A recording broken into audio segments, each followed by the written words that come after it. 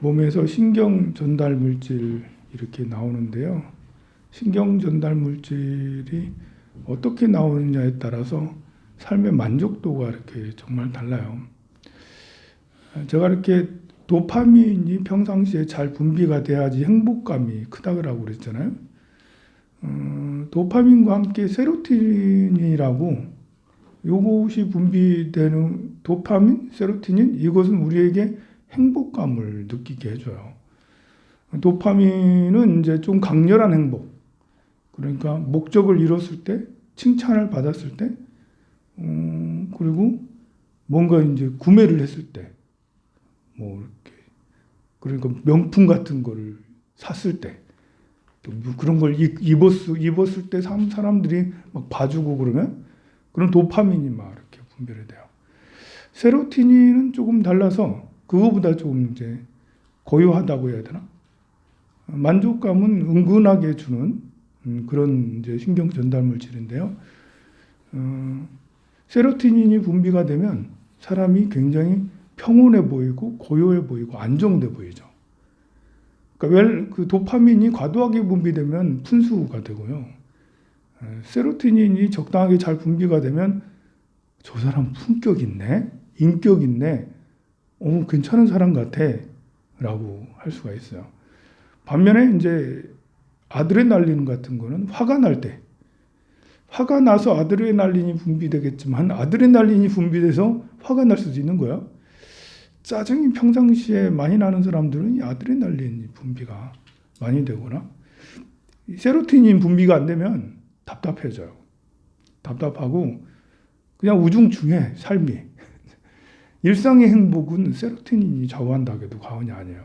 누구한테 늘 관심받고 뭐 소비를 늘 하고 목적을 늘 이룰 수 있는 게 아니잖아요. 도파민 같은 경우는. 그러니까 일상에서의 행복은 세로토닌이 잘 분비되면 그냥 가만히 있어도 행복한 거예요. 누가 나에게 칭찬하지 않아도 행복해. 얼마나 좋아. 그냥 좋은 거예요.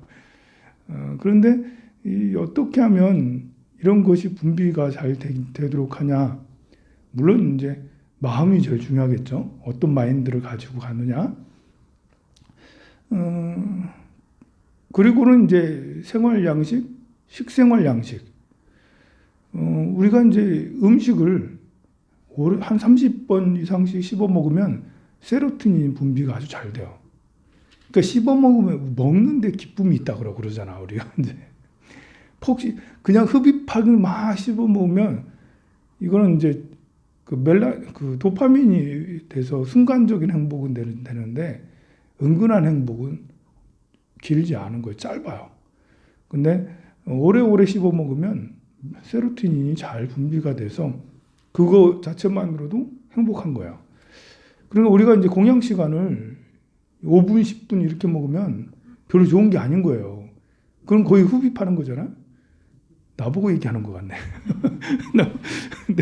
내가 그러는데 알면서 되게 잘 안 되더라고요.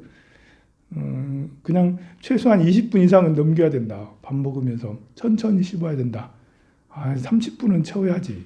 라면서 진짜 우리가 슬로우 이렇게 천천히 해야 될 거는 밥 먹는 거예요. 제일 먼저 중요한 게 천천히 다른 거 천천히 보다도 제일 중요한 건 먹는 게 천천히.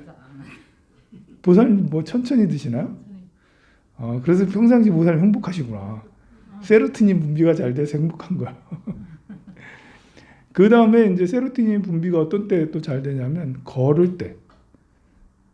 하루에 한 10분, 15분 정도 이렇게 걸으면 5분 정도만 걸어도 세로토닌이 평상시보다 한 30% 더 많이 분비가 돼요.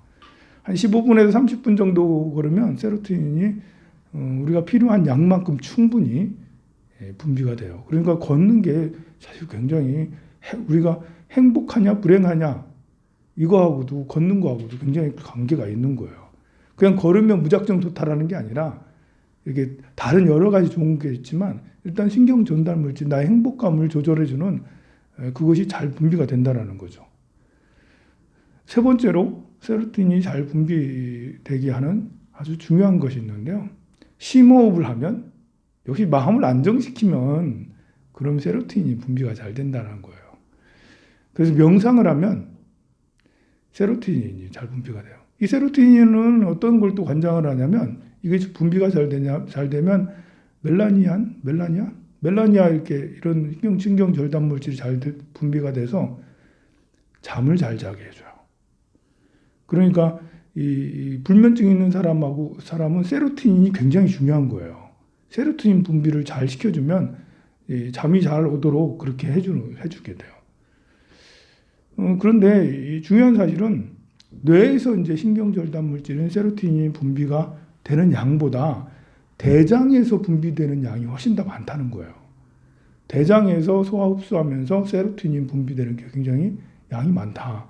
그래서 대장 건강하고 행복도하고도 중요한 거죠. 대장 건강이 안 좋으면 행복감이 별로 안 좋을 수 있어요. 그래서 여러분들이 프로바이오톡스 같은 거 이런 거 드세요. 유산균 같은 거. 제가 매일 새벽마다 계속 챙겨줘가지고 벌써 몇 년째 먹는 것 같거든요. 처음에는 아무 효과가 없었어. 제가 대장이 좀 별로 안 좋거든요. 근데 요즘에는 드는 생각이 너 대장이 굉장히 좋아진 것 같다. 화장실 가보면 알잖아요. 많이 좋아진 것 같아요. 정말 많이 좋아진 것 같아요. 저 프로바이오톡스 뭐 아주 영향이 있는 것 같습니다.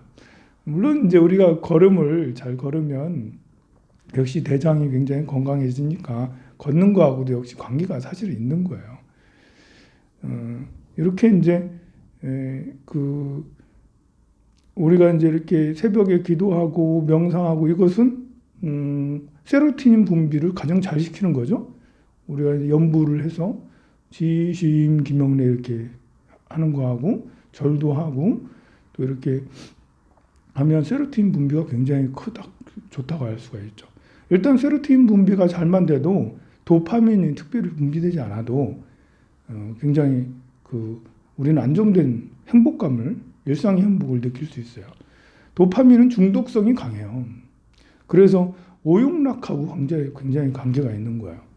성적 충동으로 인해서 성생활을 하는 이런 것은 도파민 분비가 잘 돼서 기쁜 거예요. 그래서 그렇게 해서 행복한 거예요.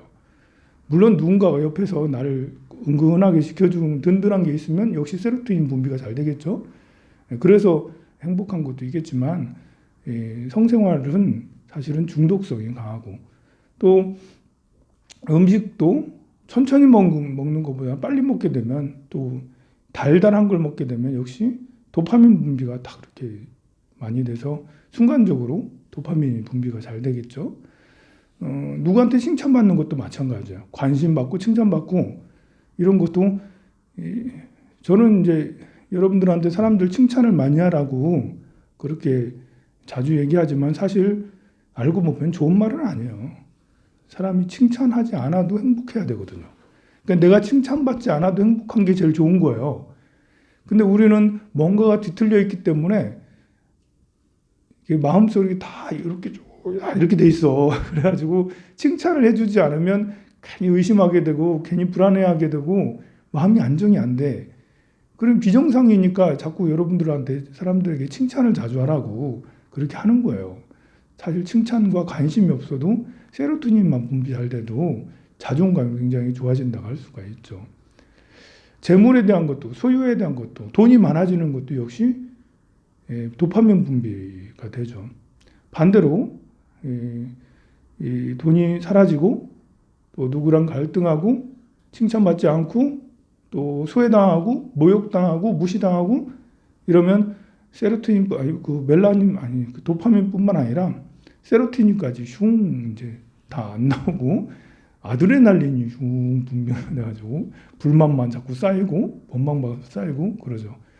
근데 이것이 중요한 것은 습관화가 된다는 게 중요한 거예요. 그러니까 이제 내가 걸음을 별로 걷지 않아도 행복할 수 있는 거는 평상시에 세로토닌 분비가 잘 되는 사람이니까 조금 운동을 덜 해도 음식을 빨리 먹어도 괜찮은 거예요. 그런데